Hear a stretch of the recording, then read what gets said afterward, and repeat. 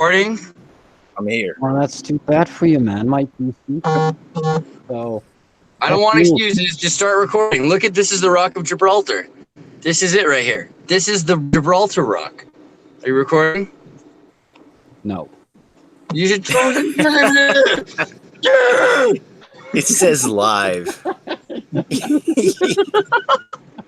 All right. So look at this castle. Hey, watch yourself in that round, but that ain't no Oh, castle. That's a baby, you bathroom. know I will. You know how I am with those rotundras. Ugh, America. No, I'm starting to figure them out. That was the first rotundra I've been through that I didn't get honked at. Usually I honk first as I enter, just so they know. I'm like, I don't know what I'm doing. Meh, Yankee. Meh, meh. Like, it all works out. You just got to pay less attention. You just got, seriously, the less attention you pay, the more attention every other driver pays. It's really, I think Spain's figured it out. So, okay, so I'm near Britain. I'm near the British Isles of Gibraltar, which is like a peninsula, and it's a police encampment. And in order to get in there, you need your passport, and they look at it, and they're like, look at you, like, okay, see, this guy is American. Oh, but he looks kind of cute. And then you just say, I like your tattoo, and then they let you in. So once you get across, though, they have all these different signs, because Spain's like, watch out for those guys. The fact that I'm filming this right now shows how Spain's kind of relaxed. It's like a casual culture that's like, it's very respectful, but it's not like you go to Britain and all of a sudden there's signs everywhere. They're like, don't be a dummy. And then they've got pictures of cigarettes and cell phones and driving with both of them in your hand. And like, it's like this whole thing about like, you know, safety first and like freedom of expression and choice, you know, at the very, if there's room at the end of the alphabet, like it's pretty bad. After infinity, then you can maybe have that stuff. But here, let's take a little left on this rotundra. I like this. You know what? I like this rotundra. Let me do, this is my favorite thing to do in rotundras because no one seems to do this. Why don't you just go, well, yeah, fuck you, buddy. Excuse me. Sorry. Oh. Yeah. Rainbow, driving around the rotundra, 360 degrees. Nobody can do anything. Take a look. It's in a book. Recent Tartarians. Okay. So. Jesus Tartarian. The Jesus Tartarian.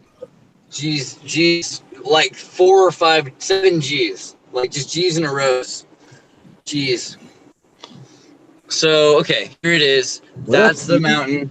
To the right of us is the encampment to get into Gibraltar.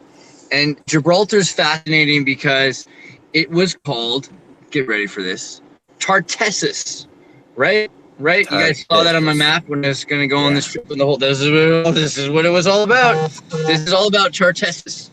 And I've got tons of footage. Oh, there's a police car. Let's see how they act about this. Yep, they're fine. Imagine that, how fine that was. Very different culture.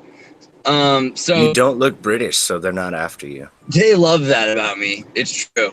Like I've noticed like they like take a long time with British people to get them through security. I smile and they're like, "Cómo está?" I'm like, "Mi preferencia es España."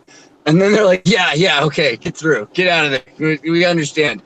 Like, get out of my face. I got Brits to catch. Yeah, seriously. They're like, oh my God, did you see that? Did you see this car in the left lane? You're British. They don't know any better. They drive on the wrong side of the road. Which is like really weird. Like you think that they would have fixed that by now. Their whole culture. They finally just made the rule that they're allowed to do it over there. I don't know. This is literally how Robert Downey Jr. died. Or no, wait, what happened? What? No, that's Mandela. Fake news. That's fake news. Brendan Fraser. Andreas said Robert Downey Jr. died. I don't hope that doesn't actually happen now. That's not what I meant. The death of Iron Man. Who's Watch the out guy? for that bus. His plastic heart device. He didn't get an upgrade. You know, you have to get Jason the subscription. Keep up with the subscription. Oh, poor Jason Statham. Gosh, I love the movie too. What's it called? Speed? That was great. That one's Crank. Speed is the one where Keanu and Sandra Bullock are stuck on a bus. Oh, right. Yeah. We can't slow down. If we slow down, it'll blow up. I love the movie too. All right. Well, okay. So I'm gonna turn. Meh. I'm ahead? Meh. I can't see myself anymore. No, because your camera's off. There you Well, go. this is all your fault. Yeah, yes, it's Can you all see? my fault. Can you Hey, see do you guys Gibraltar? want to hear something weird? Sure, unless it's a fart. There's only there's only one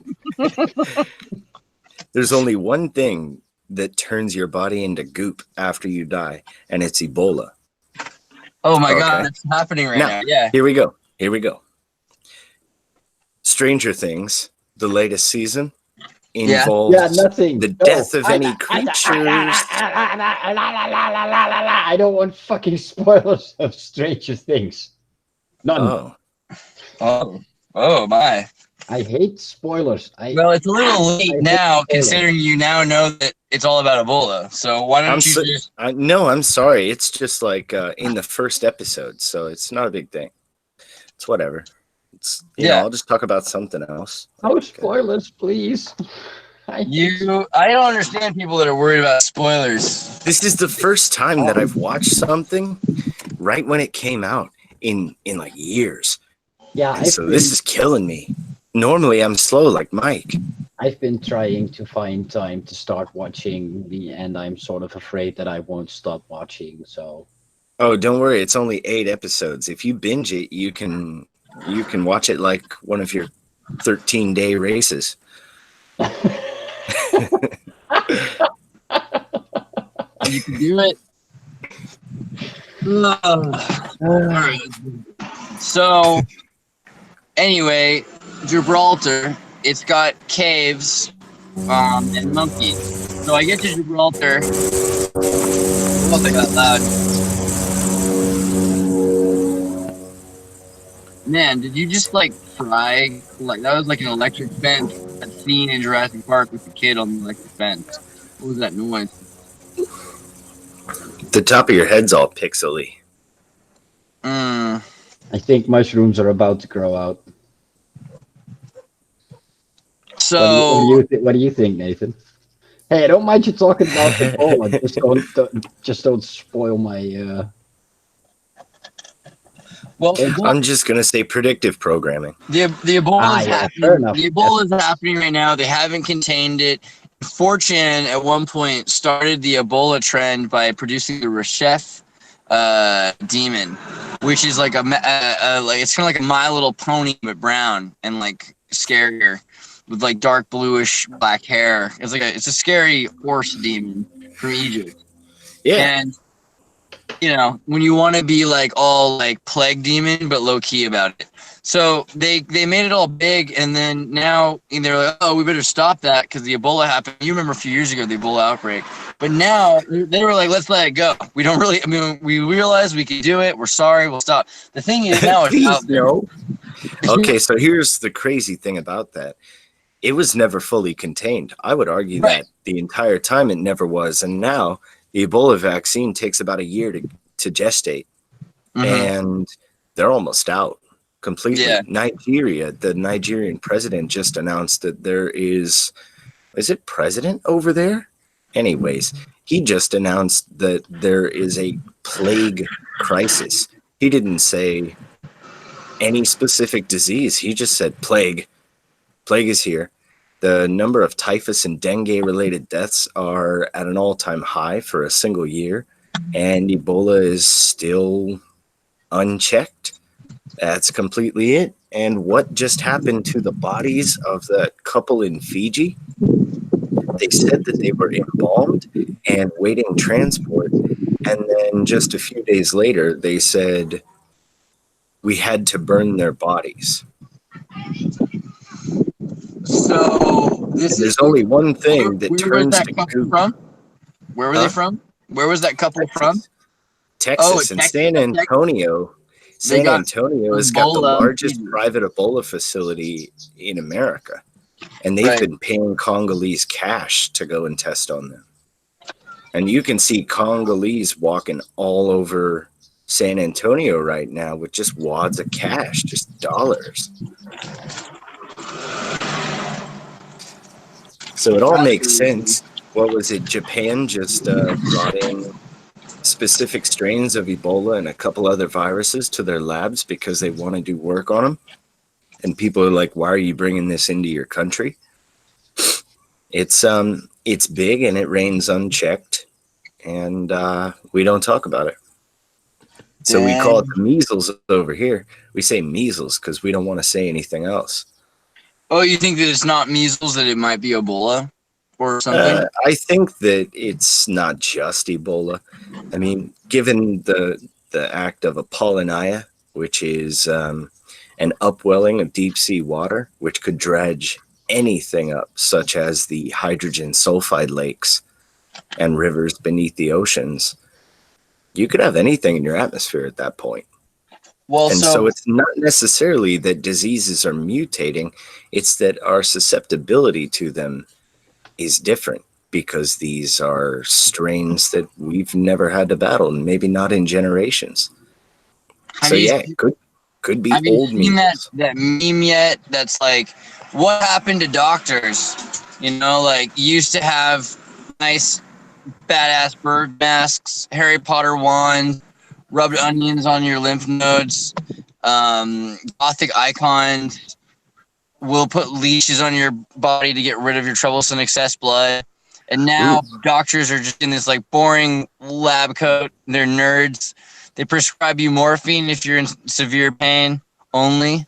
They always are on holiday. They're scared of apples. Oh yeah, I feel like doctors have kind of lost their luster, and maybe also that medicine was more accurate, methinks, originally. Like when they used to think that, you know, plagues were demons. And you would have to bleed them.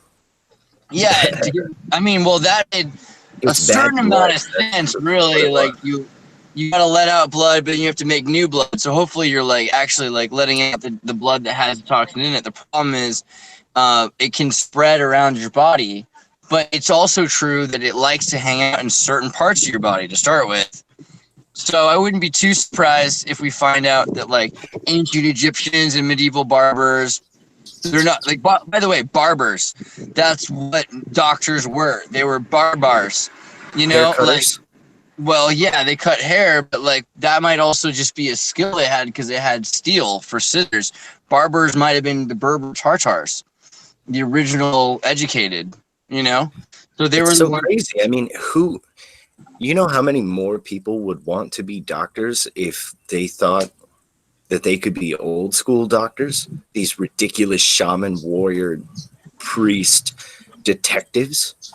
Oi, what's wrong with that? I'd be righteous. I'd be a fucking Birdman doctor. Man. What you want to be is a body plumber that, you know, doesn't have any sort of relationship to your parent. You want to walk your house in scrubs and then just do exactly what you're told. And I mean, right? Like, they made doctors pretty bad. Like, there's no advantage to being a doctor anymore. It used to be like a kind of sexy title. It's like, don't worry, is there a doctor in the house? It sounds cool. I'm a doctor. Yeah, eventually they're like, yeah, you are, get in line, you know, like with everybody else, you body plumber, you know? I'm a doctor, Jim, not a miracle worker. Yeah. I'm a fucking medical doctor. Which was funny because he was a miracle worker and a barber. Yeah. Well, but like, think about hieroglyphs and talismans and how they relate to your placebo, you know, which is the most powerful form of medicine so far as I can tell. I mean, it's very useful, at least. And if you imagine, like, consciousness, which is like, so they used to say, a barber might be like, okay, well, I can't see the disease in you, but I can see that you have a disease. So I don't have a microscope that can see where it is, but I can tell based on the way you're walking and how you're, you know, getting up at 3 a.m. and you want to eat this kind of food and your poop streaks. Because, you know, like, The Madness of King George, one of the craziest movies I ever saw in history class in school was all about how the King of England went insane. And they didn't know why King George went insane or what to do about him. So what they ended up doing is getting a doc to get like 100 doctors to figure it out, and none of them knew. But the craziest doctor wanted him to poop on paper so they could get streaks of poop so they could see the changes in colors. And he had like blue streaks, and nobody knew what it meant at the time. But at the end, they thought, get this doctor away from him. He's a poop, philiac.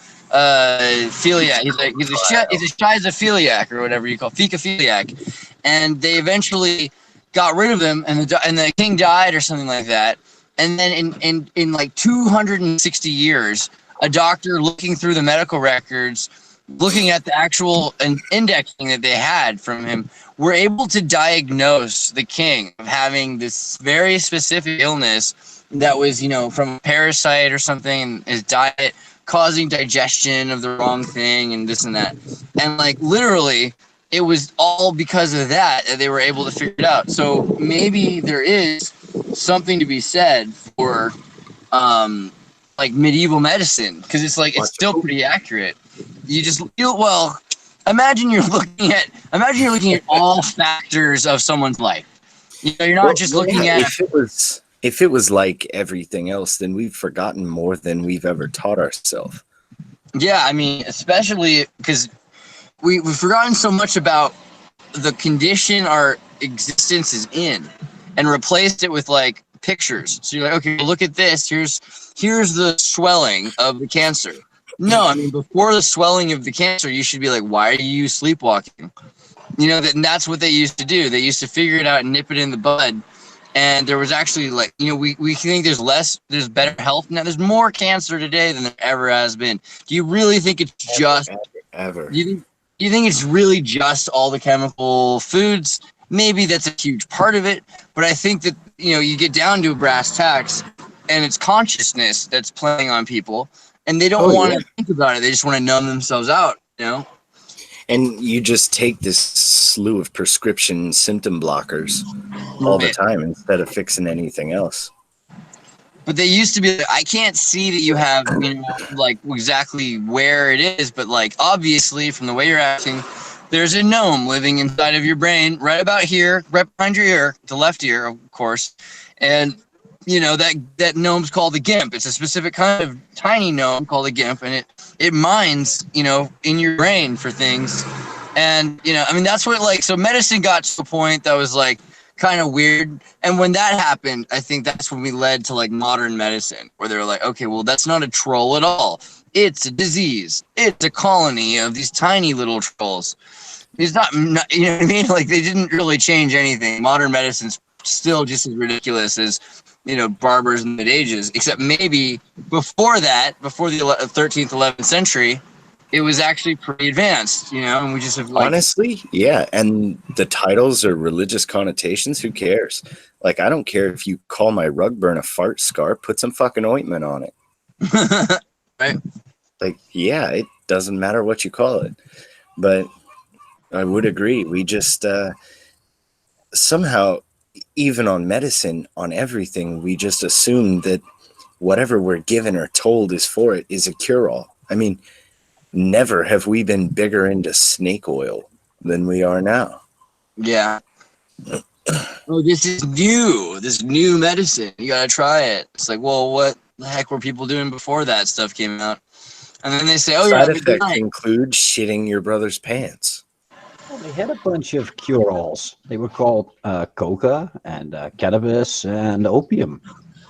Well, I mean, they also had religion. The thing is, you got to be careful with all of those for a lot of reasons, particularly coca and opium, but even cannabis, because misusing all of these can be like just as detrimental because it becomes numbing, and that's what we've gotten into today as a society that's all about numbing, not about. Yeah, but that's sort of a responsibility you take on to yourself, and if you are maybe it's okay to have like somebody you work with to tell you, like I think a medicine woman or a witch doctor or whatever the heck. Oh, definitely. You can ask them about what things to take in circumstances. You just have to be really careful. Well, he said, ooh,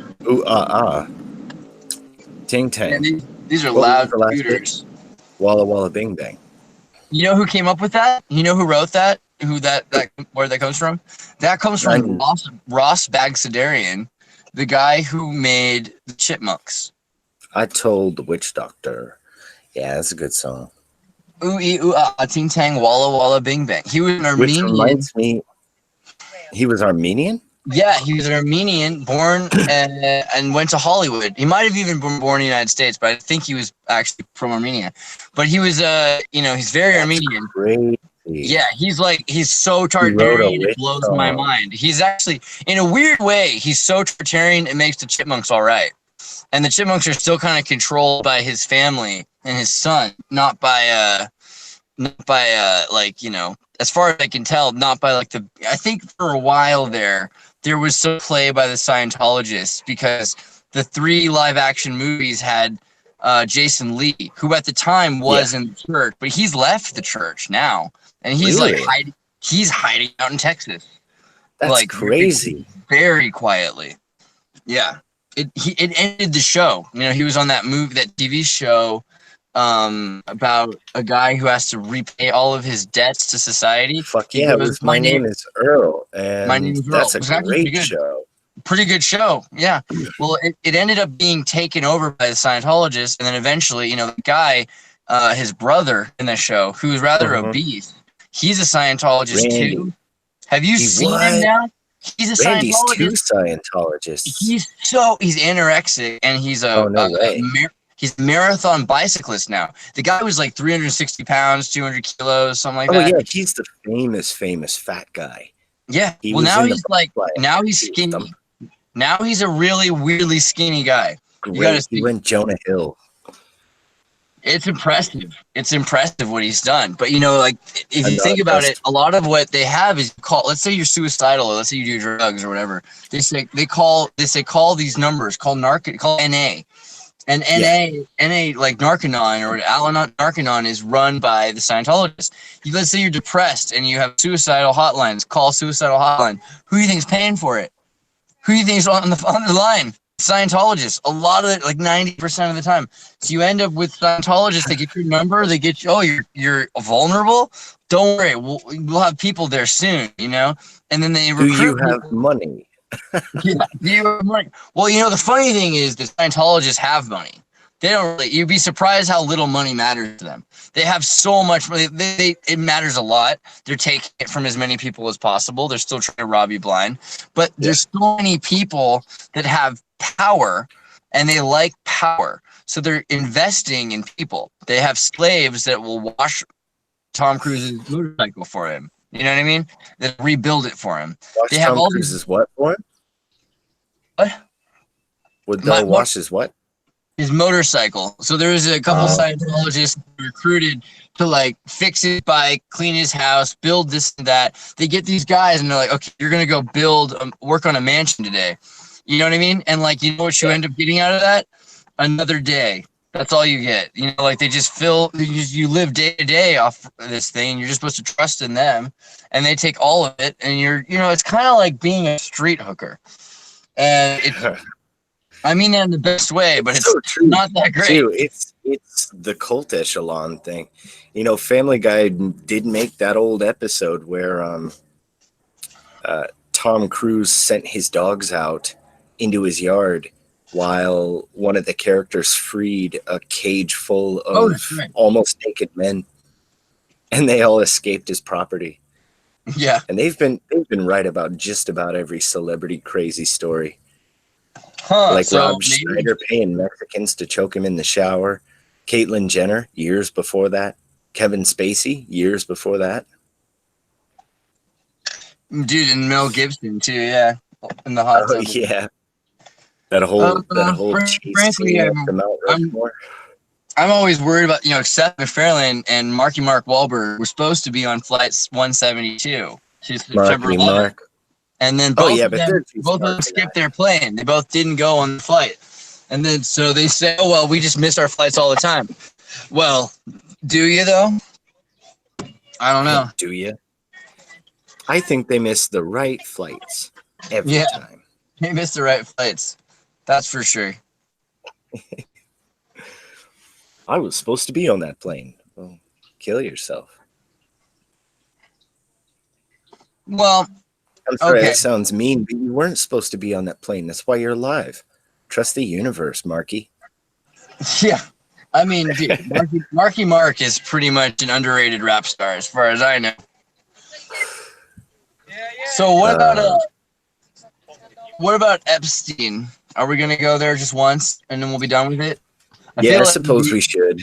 It's imprudent not to. It's such a pivotal moment because it's not that it's the culmination, it's not that it's the beginning, it's not that it's the end. I'll admit that. But it's still interesting because it seemed like it might be a turning point. I don't think this would have happened unless they really thought they could do something about it. They could really change things. And so all of a sudden, maybe it looks like there might be an actual court case. A.R. Barr is not, Attorney General's not recusing himself, right? So it might actually work out. But it might be just complete nonsense and Pied Pipered him. What do you think? Do you remember Bill Cosby? Do you remember Harvey Weinstein? Steinstein? Harvey Weinstein? Harvey Weinstein. Those, right? Yeah. Why weren't there 100 more? Well, I mean, there's sealed indictments is the story, and then that because let's break that down. There's just too many judges. There's too many judges who weren't part of the system yet. People that were, against looking into it. Let's break that down then. Okay. What is a sealed indictment? We'll start off with indictment. Indictment is accusation, and sealed is secret. So you have secret accusations, nothing else. Secret accusation. That's not a court case. That's not charges. But you know why? Because if you have an accusation in public, it becomes slander or libel if they can disprove it. And since you're innocent until proven guilty, all you have to do is pull out all of the people. And if you got somebody like Epstein who has, so many lawyers from so many different generals, like the key law attorney practices involved, then it's very easy to say everyone who knows anything has to recuse themselves. And then there isn't a trial. Yeah, you want to spring them on it or spring it on them. But what I'm saying is, that's a lot of eggs to put in a single basket. And as for this whole Hollywood thing, where this little bit of this popped off before, what did we do since then? We know that there are so many more people. How about the Nickelodeon guy? Why did nobody go after him? We know we have so much. Yeah, what was his name? Phil something, is that right? I thought it was Dan Bill's. No. Can't remember his name. Dan Nickelodeon. Dan Harmon. Yeah, that's right. And I remember as a kid, when I was a kid in California, I was like half a mile from the beach in Santa Cruz where the Beach Boys sang about, and having, it's like the most beautiful place you could ever be, arguably. And there's, Baywatch, like beautiful women. And I was in Baywatch, like lifeguard outfits. And I could have been like seeing cute girls. But I was dreaming about being on. I wanted to be Nickelodeon. I wanted so hard because they're like, this show is filmed before a live studio audience in beautiful Orlando, Florida.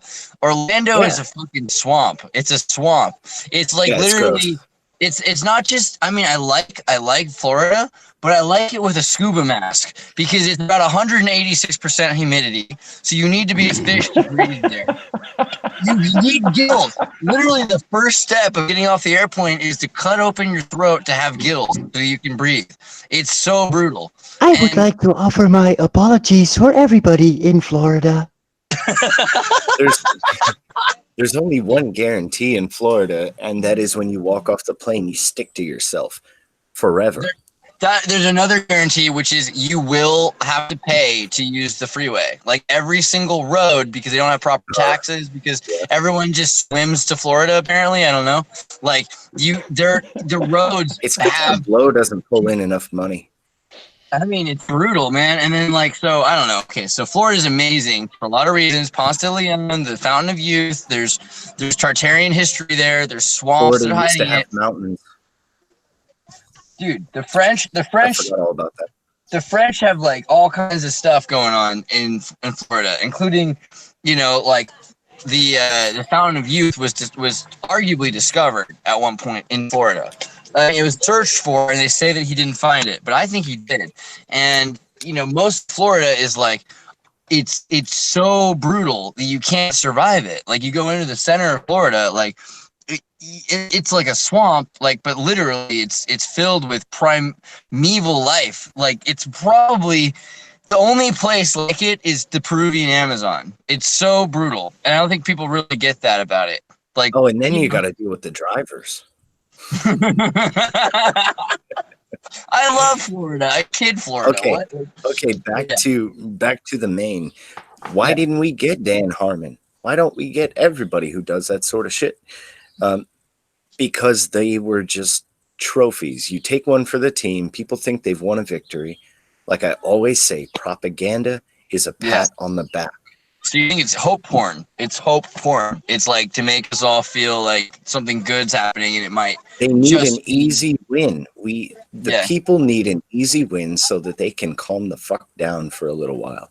And that's all it is. They're giving them somebody who's slim pickings. It's easy. Well, done all right, and done.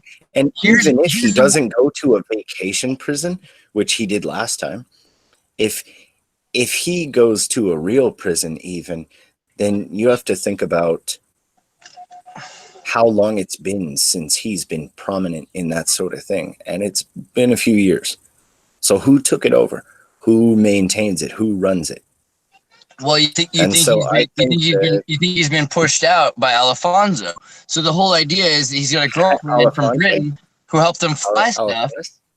Yeah. Well, yeah, what's his name? Jaime James Alefonsis, which is L'Enfant. Yeah. Yeah, Alefonsis, right. So this guy, Alefonsis, maybe he is even removed at this point, but from doing the high roll thing. But but Epstein's girlfriend was currying children, right? And Vixum is clearly tied to Epstein. And Nexium? Yeah, Nexium. I keep saying Vixum, sorry. Yeah, the Nexium bubbles, it's so funny what they've missed. If you take the Nexium brand, the symbol, that's also the Danity Kane symbol. That is also 3 separate pop star symbols. So you know where these kids came from. You know what they're involved with. Nexium is far bigger than people think, because it is actually entrenched in the commercial world completely. Yeah. I mean, everybody from Courtney Love to Celine Dion and her children's fashion systems. Celine Dion's own childhood was weird. And then they take off. When you said easy wins, one I was thinking about was what was that, like that show that they took off YouTube recently, like 3 Girls Superstar video? What was that thing called? 7 Supergirls. It was like Tosh.0 pointed out that if you get on YouTube and you type just the right thing, you could watch Spider-Man and Elsa doing it. And I've seen videos of Spider-Man in 3D painting a poop turd on the stomach of Elsa, and then on the back of Elsa, and then painting a heart on the stomach of Elsa, and then it makes her magically pregnant. And these are cartoons that little kids are watching. I mean, it's kind of funny, but it's also kind of dark. But then they started pointing out, like, if you watch that, it leads you to another thing. And they have this whole channel that was just like 3 to 4 like bikini girls that were like 12 that were like hanging out all the time. And it kind of reminded me of gay porn. Not that I'm a huge expert, but as someone from Hollywood, I've seen a lot of movies, you know what I mean? And so they have this like gay rom-com kind of style, like it's a thing, like Klingon, horror films or Klingon porn, or like, there's that pterodactyl porn from Romania where the guy's just flapping his wings and like, yeah, whatever. Pretend like you don't know. I saw that face. I thought I was weird, but I guess I'm vanilla. You're pretty Damn. vanilla, bro. I don't know. If you've never projected pornography on top of pornography mixed with more pornography, like in 3D visualizations onto porta potties at Burning Man, porno potty, then you might be vanilla compared to me. But my main thing is I don't really like I think we're watching. just into different genres. I mean, I hope I think not. this episode will be R-rated. No, man, this is for anthropology. I'm just saying it exists, okay? Anthropology. I Oh don't want you shit! to watch it. I just want you to know it was there. Just want Can you we to know just can we just revel in the new word created? Anthropology? anthropology. I'm an anthropologist. I'm a serious Man. expert. I'm Alex Jones of anthropology. All right. Okay, it's They're trying to make us suck their dicks. You want to see frogs turned gay? I'll show it to you. That's an HD. All right. Well, And if they get you, you turn gay. And if you're already gay, you turn Mexican. see now that's some of the damn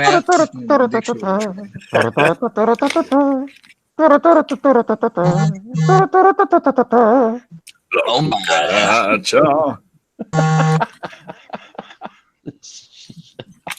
Anyways, so back to this. I think that Epstein is an easy win. We can afford it. I'm trying to stay on topic and shit. I can't. Yo, dirty We're bitch. breaking new wind right now. I'm sorry. You're breaking the fragile Dutchman. He's not used to your Californian Wait, way. one last. Okay, so but if Epstein, if Epstein knew anything in 2008, who gave him the shush? It was because, you know, Trump tried to out him to the FBI and he got him in trouble. I don't think that they thought it was a big deal because Obama became president. So from 2008 on, you know, he got this like illegal, unconstitutional plea deal. The only problem with that is it's treasonous. So what you could have is the whole treason thing, which is what everyone wants to hear all the time. But if it is true, what you can connect it to is Nexium. Nexium is like a huge Hillary Clinton Foundation, Clinton Foundation donor, which leads back into this Clinton rat's nest, and that's kind of gnarly because it's been a long time since anyone even brought it up. But the Clinton Foundation was like $100 billion a year thing that was tunneling snake. It was like the Hydra because you have all these people from the House of Dubai and from Canada. Anybody who ran a fast food all you can eat buffet in Toronto or in I mean like seriously anybody who ran a buffet. No, I feel you though. This is a bigger thing, but nobody's forgotten about the whole Clinton thing. Especially with this Q thing that really gained some traction in the past couple of years. Nobody's forgotten. Well, I mean, about that. A lot of people have been avoiding. I just had to reprove to people. People still think that the Planned Parenthood videos were fakes because from 2013 on, the media sources blatantly lied and said they were fakes. Well, they just this January passed the Fifth Circuit Court of Appeals judges who said that we have had these analyzed and they're real. They're real, they're unedited, and now for leaking this information, they're attempting to fine that guy, that journalist, and his lawyers $195,000. They're no longer even denying it. Planned Parenthood had been running a business scheme with Kamala Harris, pushing abortion through marketing and pro-choice ideas in order to more often harvest fetal organs. Well, I mean, just check out how close the stem cell research labs are to Planned Parenthood. Check that out. I mean, they're always right next to each other. In an airport. There's the thing, too. There's the Planned Parenthood facility in the middle of this business park is directly across the street from the Impossible Burger factory. Impossible Burger? No, let's talk about Impossible Burger. And they call Impossible Burger the stuff they put in it, they call it heme. Oh, wait. Impossible Burger is the burger that they take chemicals from meat and they flavor the vegetable matter to taste like meat. Pepsi Cola promised to stop using aborted fetal tissue. Yeah, that was Cinemix. Nope, You they heard got busted that again last July. Pepsi $14 million. Pepsi just promised they were going to stop using aborted fetal tissue in their soda. And what's weird is Pepsi owns KFC, Pizza Hut, Taco Bell. So you got aborted fetal tissue in pretty much every product and most of their food up until the Impossible Burger. When the Impossible Burger came out, now they can just flavor it with their own. And PETA wants to grow meat. So you have to imagine if PETA's only problem with meat is it kills animals, then PETA's only problem with cannibalism is it kills animals, you know? So if you move away from that 3D printed flesh, PETA's pro 3D printed flesh. I'm pretty sure that, correct me if I'm wrong, PETA. Here's the big argument too. If PETA's they're pro-choice, then if they believe that you can abort up to 9 months because it's not born yet, then by that own circular logic, it's not killing anything to eat these aborted fetal tissues, to use them and to sell them. So if you can get someone from PETA into that conversation and see where that leads, whether they would agree with it, you'd see a cognitive dissonance. You would see this disjointedness. Because do they make this connect and support PETA no matter what? Or do they backpedal? Well, the nice thing about having an organization is that no person is a permanent fixture of it. So it's very easy to have people that are on like the tent. You pull the tent direction. Eventually you get old, and you get weak, and you get pushed out of the tent as the tent's pulled out over and beyond you, further its own direction. So you end up getting stood there left alone in the desert while they keep moving forward with the flagpole that's holding up the tent, and it moves further and further towards, the most brutal agenda. But okay, so if Nexium is part of this thing, which is like, you've got, and this is another thing I keep hearing, like my mother, and I don't want to be like outing people that are part of the international communist conspiracy that are my mother, but like these people that like post on Facebook, my mother. You know what I mean though, right? Because like all these people, like especially our mothers, like they're the most well-meaning people. Oh, they know not what they do. Yeah, but they pave the road to hell with good intentions. They're literally like construction workers for like the devil. And like it's weird because they're really good people, but they're like, we should build this trail that's all the way the wrong direction. And one of the ones that really got me was like, okay, you love kids, right? Well, now why don't you support making open borders so that these kids get better treatment once they get to the United States? And so what do you mean by that? Well, they're going to get to the United States and get treated better. By whom? Well, by the people that brought them there, obviously. Oh, really? You think that the people that brought them? You think that it's like, have you ever actually been a coyote? I don't mean to say I know anything about that, but I'm just saying it's not like always the most ethical job to have. And the people that do it usually put you in the back of a freaking car, usually in a suitcase or something like that, because you're 3 feet tall. I hope you're not a fucking girl. How many? Yeah, and so that's the Nexium's recent trial that opened up the Epstein case. Yep. Why I think that they're all connected is because this Mexican teenager who'd been a sex slave, who'd been delivered by Nexium, started coming out with all this stuff that links it to being sold on a bigger market. And there's a movie with Tom Arnold in the darkness of, the gardens of, Tom Arnold. Tom Arnold, he's like, yeah, I know Tom Arnold. He says, he was a victim of pedophilia as a kid, and he's made a lot of weird movies about pedophilia. But the weirdest movie he's ever made about pedophilia, as far as I can tell, Jingle All the Way. Right, totally. No, okay. So the second weirdest one after Jingle All the Way, because Jingle All the Way also is kind of weird. It's like this hero. Don't make me get into Jingle All the Way, because I'm having a very good time in Gibraltar. But Anakin Skywalker just wants a toy. Dude, that's such a scary, scary movie. I love that movie. I'm so glad you brought it up. I kind of want to hold on to that moment a little bit longer. Okay. Because you love watching episode 1. I do love watching episode 1, and also Sinbad's in it. And Sinbad is like this, like his life is ruined because of the Mandela effect, and he used to be, you know, like wait. Ooh, what is it called? Not man of the house. Sinbad is a Secret Service agent, and he's protecting the kid, the the president's first son. kid. It's called the another- first kid. The first kid. Dude, that is First Kid's scary. excellent. First Kid movie, I thought about it recently. We need to rewatch it because that's about Barron Trump, isn't it? Think about it. It must be. Ah, It must be because that's what well, it's who's like. the black guy then? If Barron Trump is being protected from online sex predators who used to work for his daddy. Yeah, I don't think Or that they've was he actually just a outed the murderer? secret. I don't think that you know the names of all the Secret Service. I don't know if we ought to be honest. But that's another thing, you know, 'cause Trump doesn't have a dog, and like he's the first president not to, and it's so pivotal to the story from the 1890s book about Baron von Trump, magical underground tunnels, and his dog.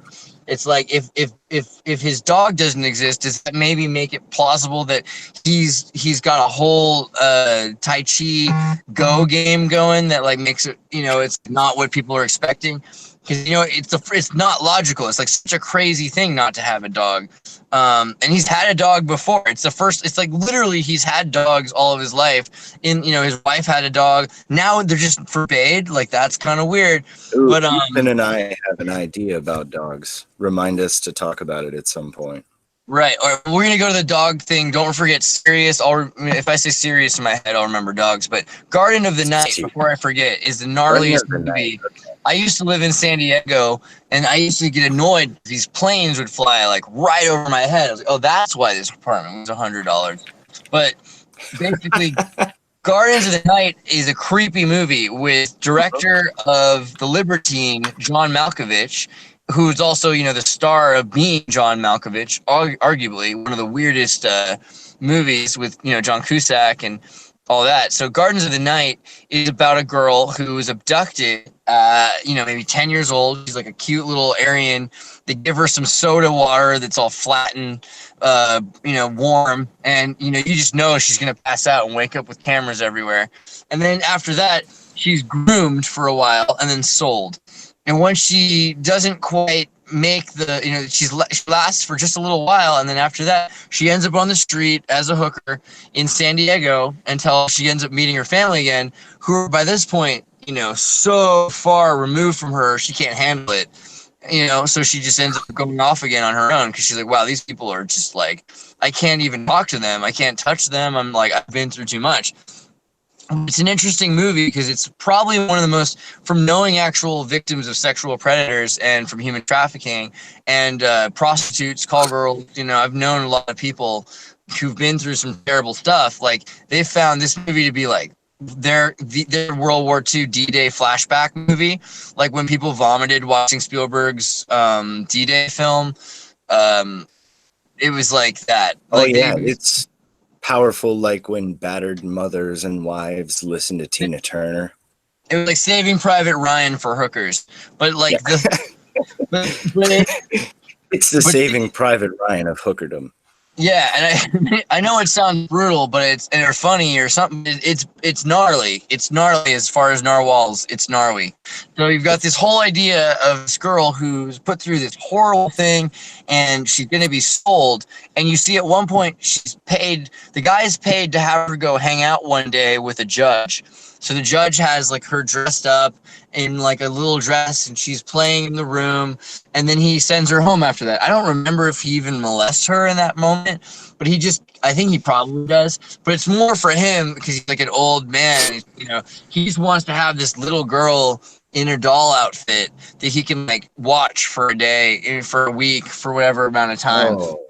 And I've known girls that were furniture for people. Like they were literally just set up as lamps or as tables for like a day, you know? There's a movie about that. Have you seen the movie Sleeping Beauty? It's with Emily Browning, who I'm in love with because she was Violet Baudelaire. From the first series of Unfortunate Events, she was in Sucker Punch. Well, she's typically movie where she goes through a lot of shit. She's Yeah. never in a good role. Series But- of Portion Events is pretty gnarly human trafficking movie too. Yeah. And then Sucker Punch is all about how the orderlies used to do some fucked up shit to people in asylums. But then you get to Sleeping Beauty, and this girl, she just kind of floats through life and nothing makes her happy. And she's in college and she'll do random things for money, like odd jobs and research studies for money. And she'll like go home and stare at the money and just burn it.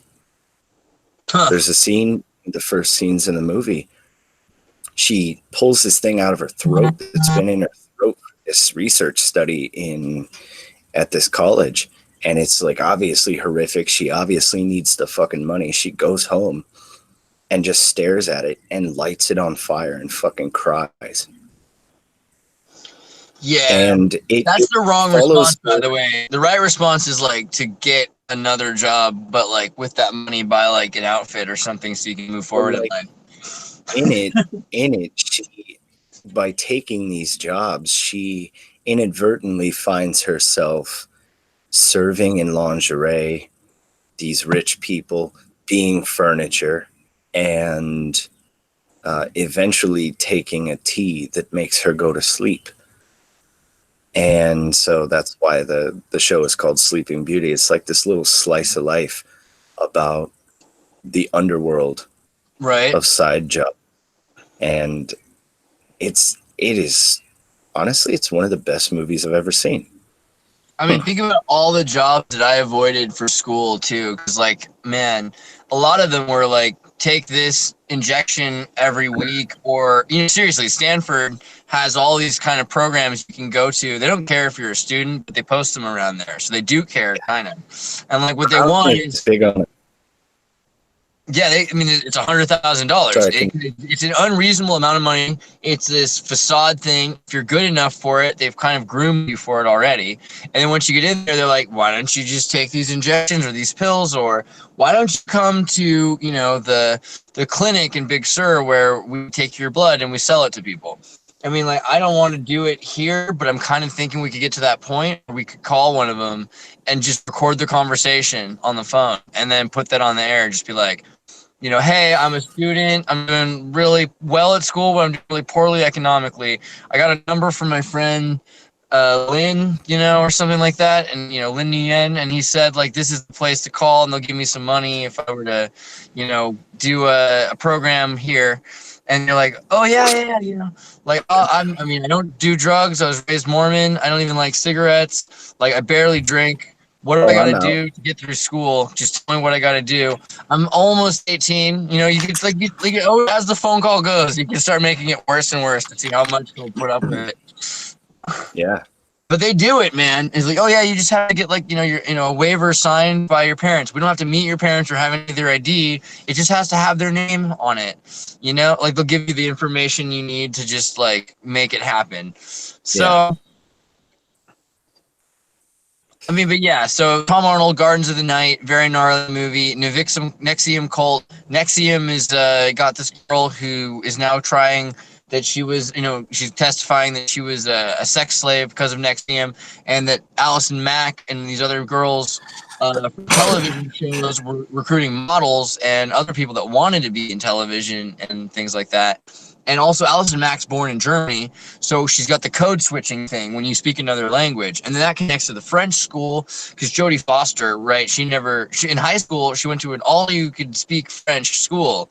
It was like everyone had to speak French. Like a buffet. Oh, you can speak French. It was like a French buffet for education. It was like, because it's free. It's a free school that they do. The French give away their education all around the planet. You can go to a French school in any country, in any state, and it's free. But you have to speak French the whole time. And so you got a kid who can't speak your language if you can't speak French, but at the same time, they're fully code switched. When they speak to you, they're away, but they're using another part of their brain when they're speaking French. So you got like a whole kind of like split personality thing going on. It makes you wonder, at the end of the day, is it plausible that there's some sort of a thing that's happening? And if it is, are we going to do something about it ever? And what's it going to take? It's crazy. Yeah. All this does is remind me of Zoolander. Yeah. Which is like, Zoolander is my trophy human trafficking movie. Yeah. Good call. What? And I've had some curious people follow me when I created a page just for the Zoolander thing. Most notably, some people in the modeling industry and the music industry involved with Chester Bennington of Linkin Park. Right after his death, I just hashtagged the hell out of some photos and threw up this Zoolander theory in whole.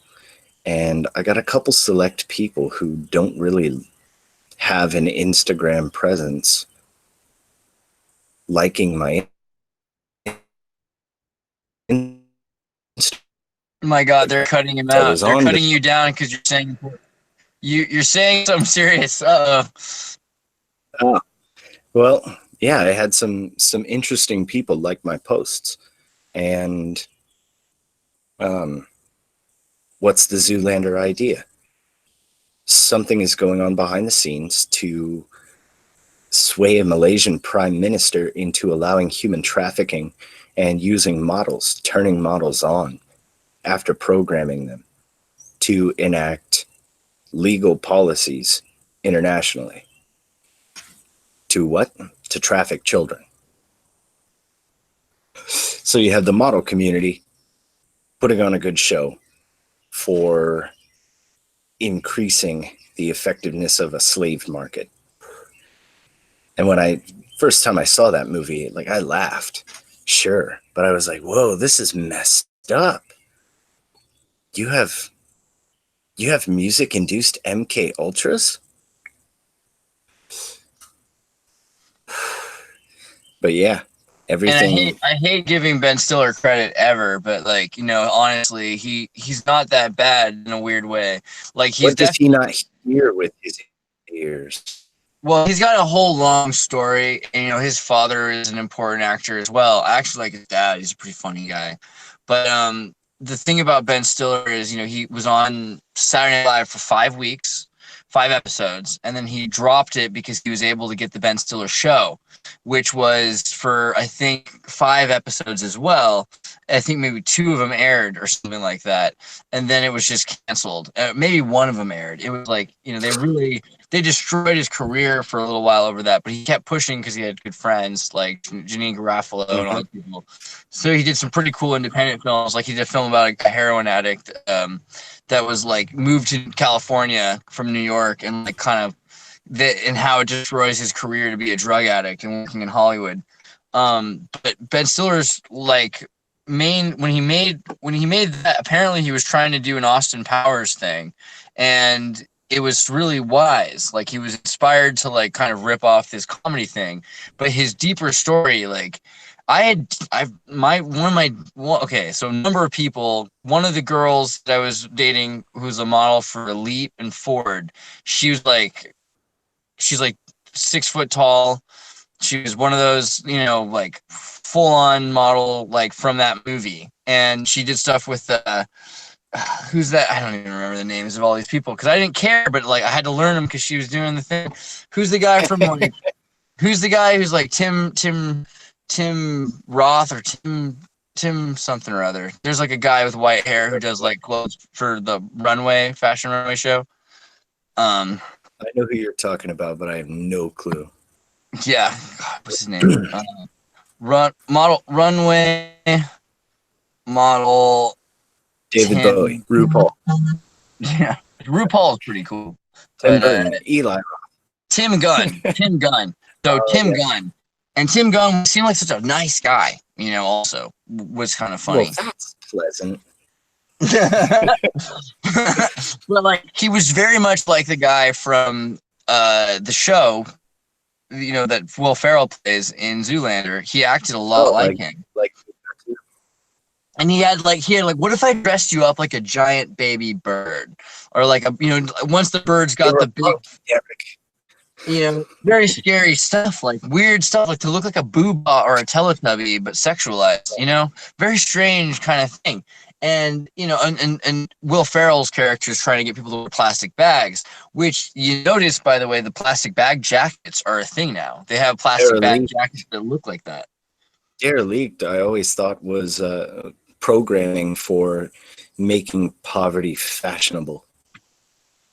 But Zoolander was one of the first times where I ever was really put in my place, because I'm a conspiracy theorist, or whatever you call it. Like, I like to watch. Let's rephrase that. I'm gonna have to delete that. Can someone do something like flash the camera to my face for a second so I know that I needed yeah, do that. Great. So I'm someone who comes up with a lot of crazy ideas, and I think about all kinds of weird subtext in movies. I'm a guy who looks for subtext in movies, but you're no stranger to it. So this girl, she's like, oh, you think every movie's got subtext? Well, what about Zoolander? Because she's a model, she's thinking and she's like, I've seen that movie, and I can tell you right now, that movie is the gnarliest MK Ultra thing ever. And I'm like, Zoolander? Forget about it. That's too mainstream, and that probably was the one that took me over the edge, that the whole thing was being disclosed from the inside out. Because and it's an inside joke. And it's thinking about the same people who make all these movies, and all these movies have similar ideas. And who is your target audience? I mean, it's easy to make things that have run-of-the-mill jokes. I mean, look at the last 2 Star Wars movies. They did some back and forth banter, and everybody loves Star Wars, a new generation. When honestly, no, not at all. You look for the subtext because the people these movies are intended for have to be able to laugh too. And nobody loves something more than an inside joke.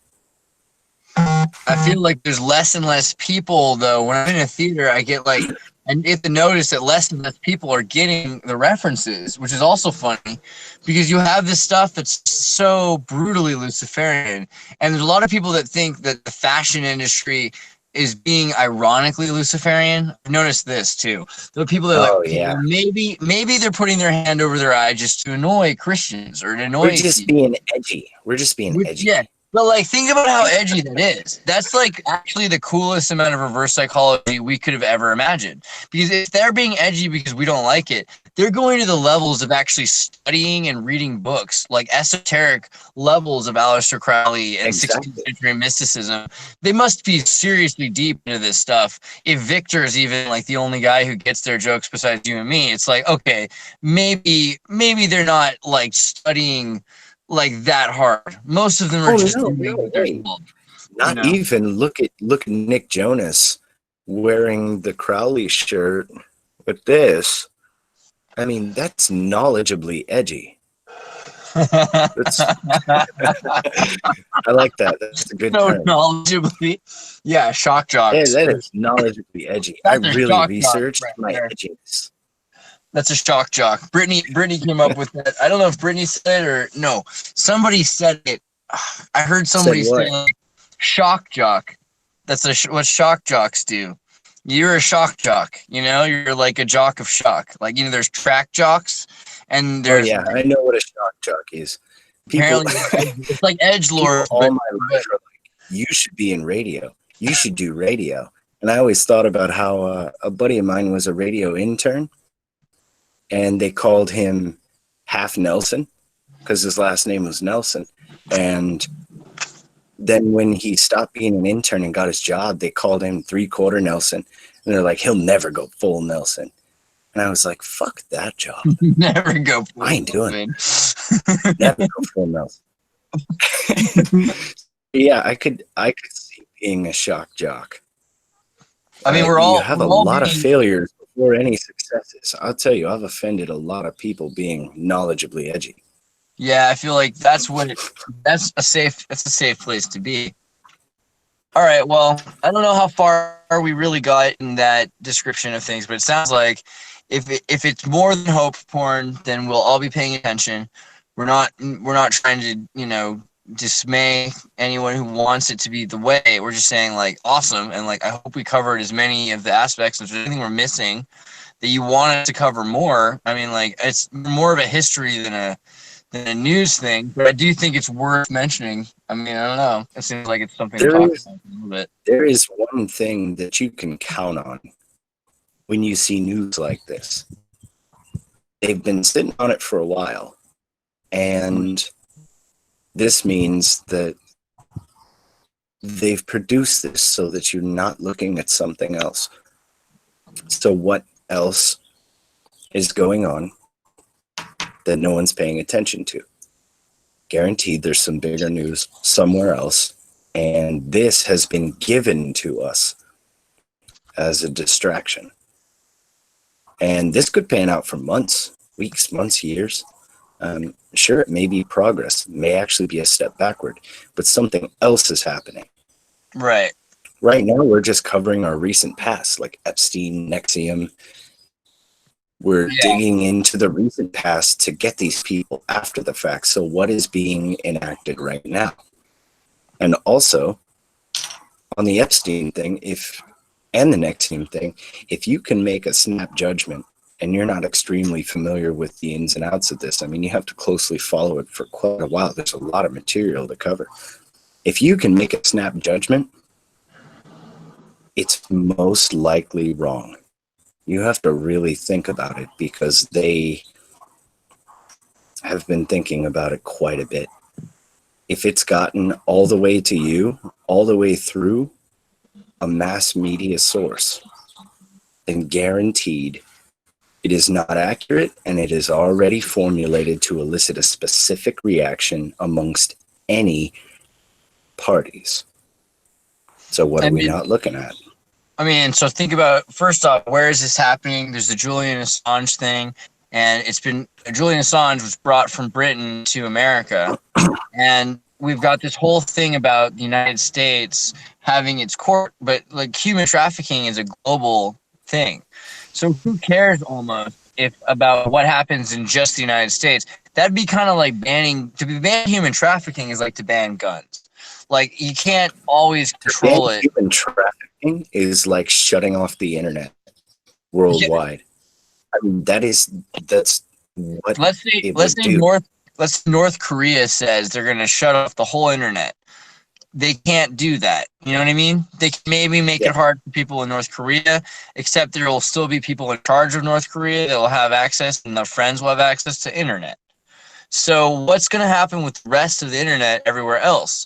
And this is something that we've been talking about called hashtag full spectrum drama, which is like create this huge international. I've heard the reason I'm bringing it up also, which I think is funny, I wouldn't have talked about this except that it hit like BBC and everything else. I was hearing this in Spanish, like everywhere in the world, you've got news about it.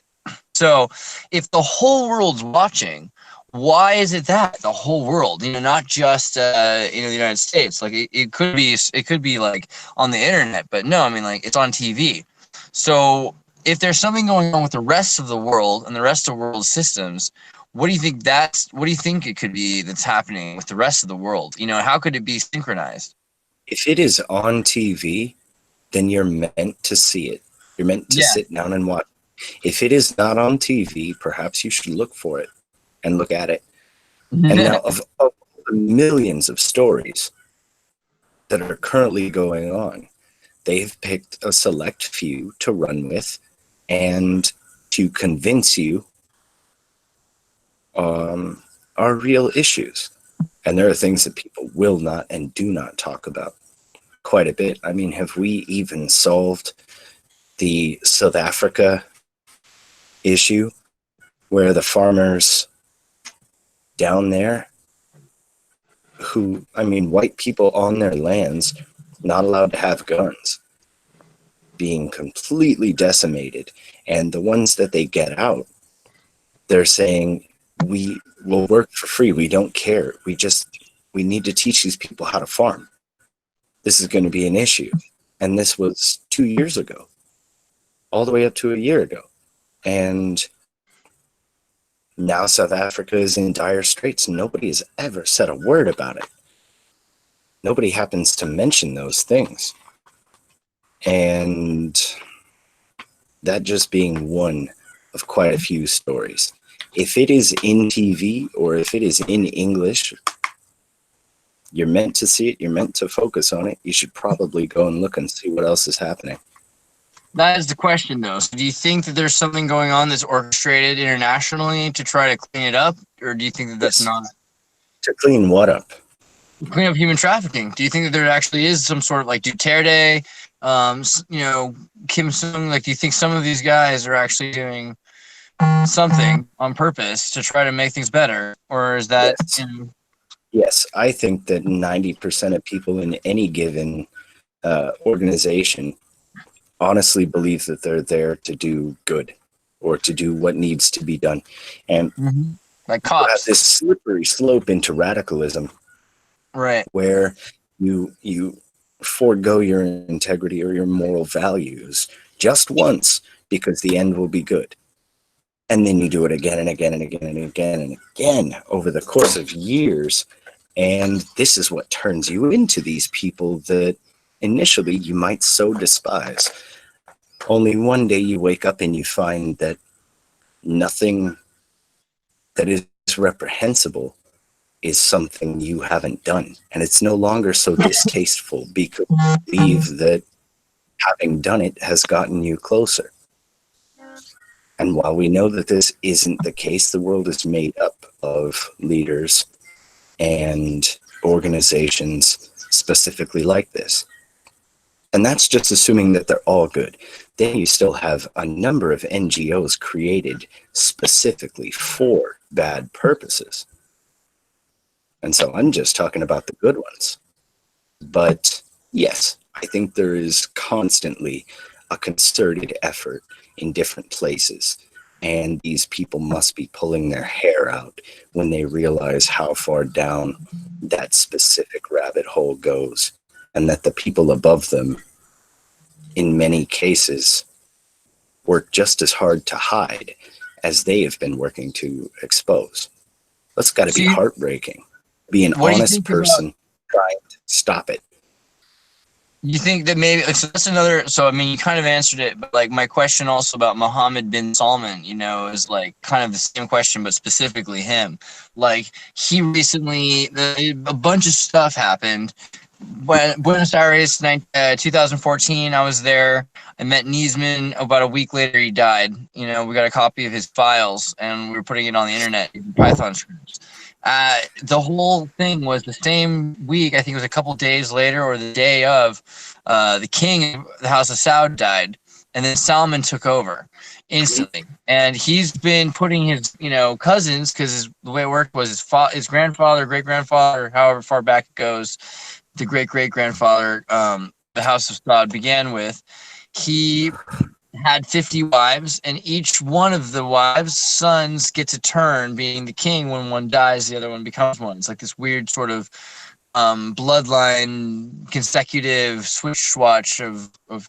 And he skipped himself ahead, and now that he's king, his brothers and cousins, specifically certain ones that have done anything that is questionable, were put in in sort of solitary confinement, right?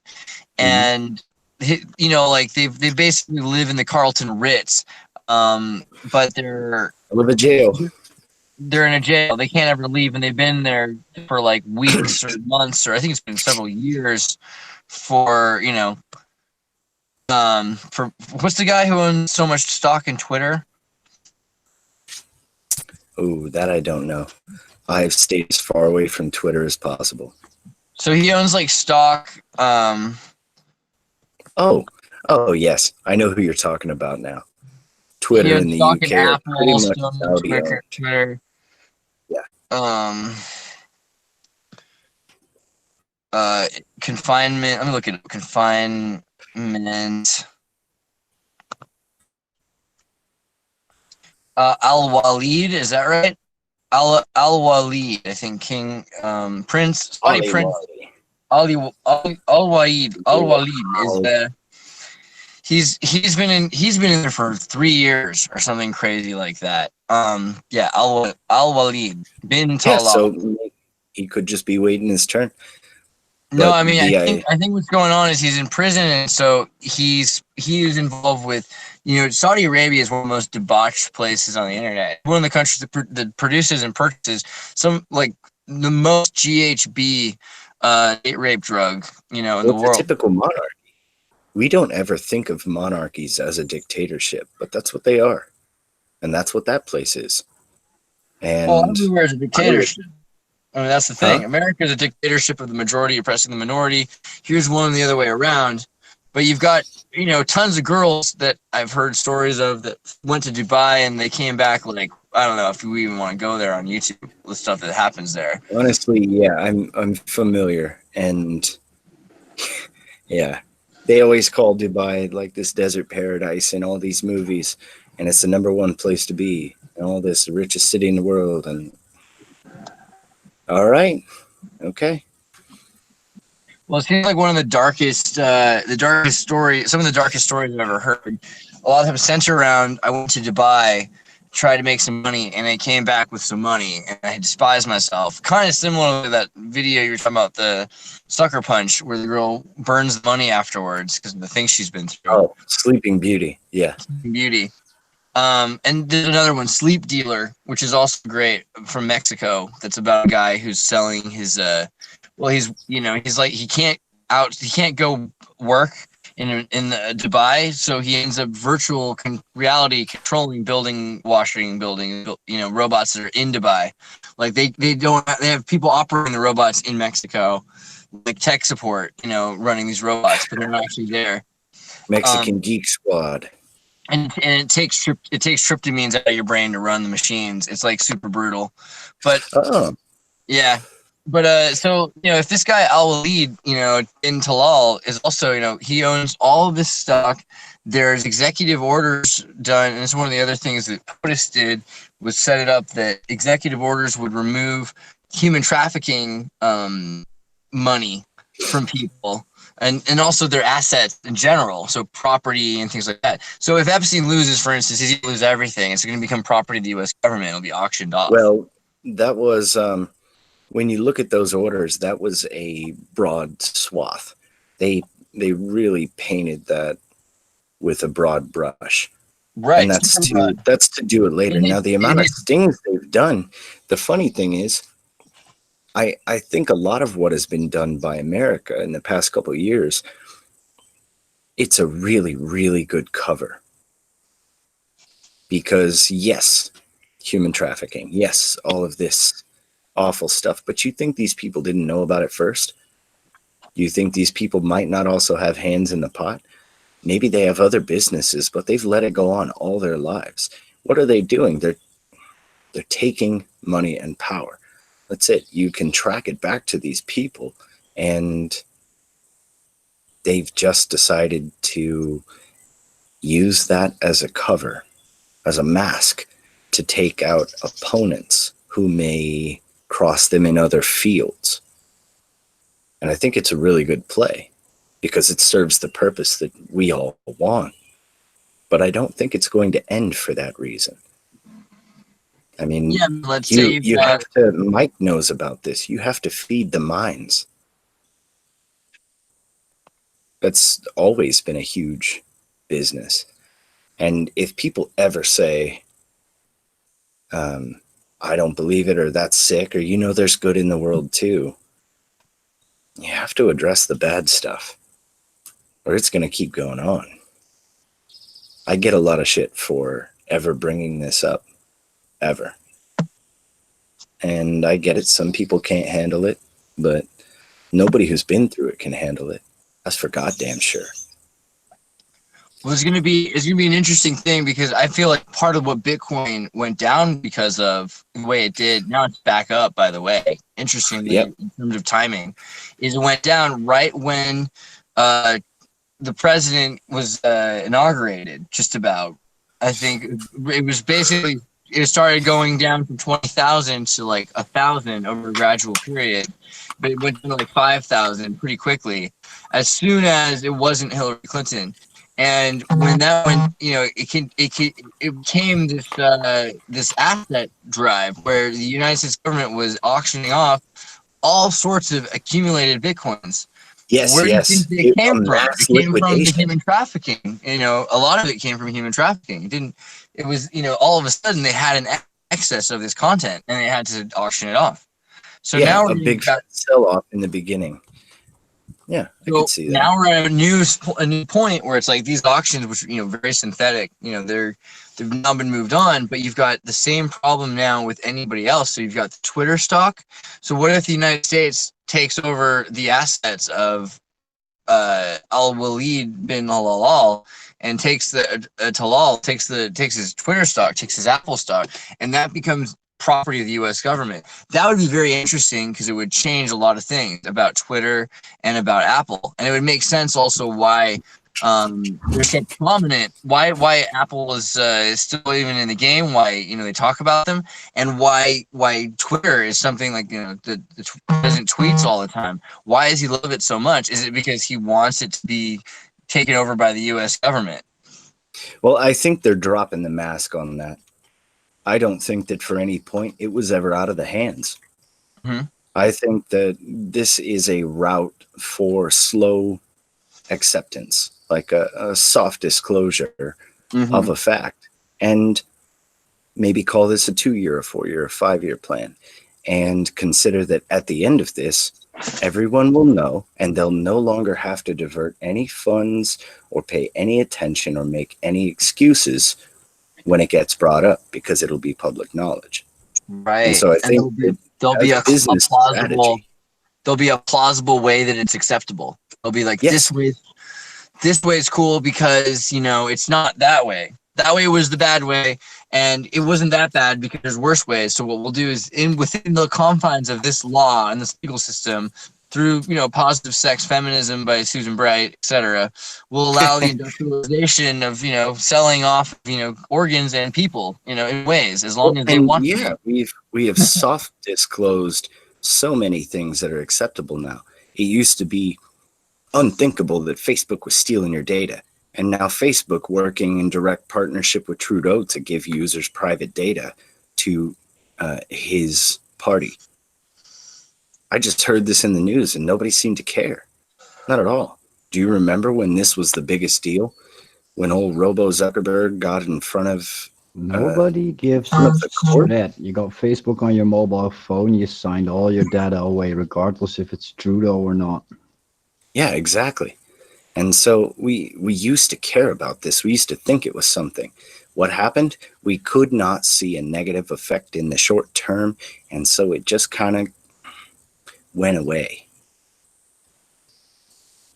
But the boogeyman only comes out of your closet at night. In the daytime, you're perfectly fine. And so while the sun's out, nobody cares. That's it. Minority Report in the making, right? Exactly. They're already busting people pre-crime style. You see stories of that everywhere. And this is important. Why? Because it's a really strange thing to constantly be confronted with your powerlessness. And I think that's a big deal. Damn, we just got negative. We just talked about all the dark stuff. I know. I feel like it was done because then we got forts and star forts and hidden history. What else? Dirigibles. Lots of dirigibles now.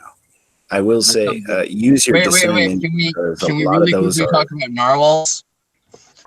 No.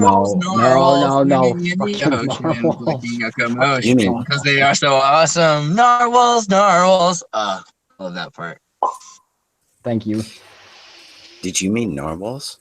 Narwhals. My little wet unicorn. They're pretty great. Well, okay. Maybe we should. Why don't we cut this and we'll start? Can we start another one, and talk about other stuff, and save this one? Because I think this was really great. I want to keep this one. We could, but we're gonna have to do it another time. My laptop's just about dead. This is it for my time today. All right. I think this was the contemporary one. We'll have to put this out somehow very soon. I'm about to get some internet and I'm gonna put out like a bunch of the episodes because we've got a few of them. So it'll be great. Good stuff. Go post right. yourself in a Starbucks or whatever they have in that country. McDonald's. They have McDonald's, and the McDonald's are not very. They're not very good Wi-Fi. So the best thing to do is to find a place that has 5G, and you have to look for 5G specifically. It's hard to find, but they have it. And so I'm going to Sevilla and Cordoba, and I think Cordoba will have it. And Cordoba is like the oldest city. It was the oldest caliphate empire state, and it's been there from like, thousands of years. It had like 1 million people living there in the 11th century. It's pretty brutal. So that place will have 5G, I'm sure. All right, well, get in there. I gotta get. I miss you guys. I love you guys. I'm jealous that you're all gonna be smoking hella weed. Well, I know Brittany's coming, so that'll be cool. We'll talk about that soon too. All right, man. Oh yeah. All right, Next guys. time on Recent Tartarians. Love you guys. Catch you Peace, later. thanks. Cheers.